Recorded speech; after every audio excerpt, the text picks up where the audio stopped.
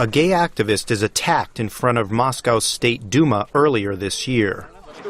6 more are detained in July after attempting to stage a protest outside a children's library in the Russian capital. Homophobic violence and stigma are rampant in Russia, even as support for same-sex marriage has steadily increased in the West. St. Petersburg's anti-gay propaganda ban, adopted nationally and signed by President Vladimir Putin in June, was authored by Russian lawmaker Vitaly Milanov.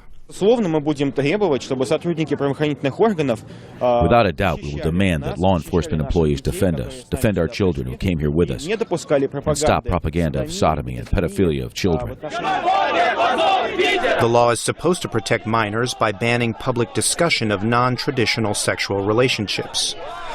But critics say it's really an attempt to criminalize homosexuality and Russia's fledgling gay rights movement. The legislation is part of a broad attack on civil society groups in Russia, says British human rights campaigner Peter Tatchell. We're seeing journalists, human rights defenders, lawyers, and political opposition activists being harassed, arrested, and even in some cases framed on trumped-up charges. So that's the context of this new law. It's part of a creeping authoritarianism. And that has not gone unnoticed. In the West, gay bars have dumped Russian vodka, and there have been calls for a boycott of the Sochi Games. On Saturday, thousands in London and other major cities protested against the anti-gay law. British actor Stephen Fry urged athletes competing at the Olympics to show solidarity with Russia's lesbian, gay, bisexual, and transgender community with a simple gesture.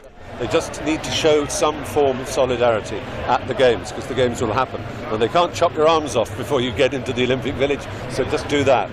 President Obama weighed in last week. Nobody's more offended than me by some of the anti-gay and lesbian legislation that you've been seeing in Russia. Russians overwhelmingly support the gay propaganda ban.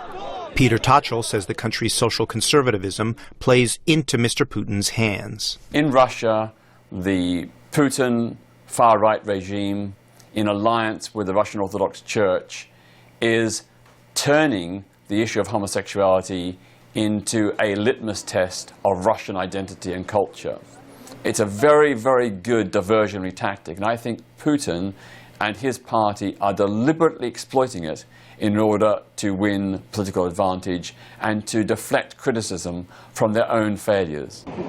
Russian officials, including UN Ambassador Vitaly Churkin, confronted by protesters in New York last week, say the law does not ban homosexuality but was written to protect children. Gay rights advocates say it can be used to arrest anyone who appears to support LGBT rights. Mark Snowes, VOA News.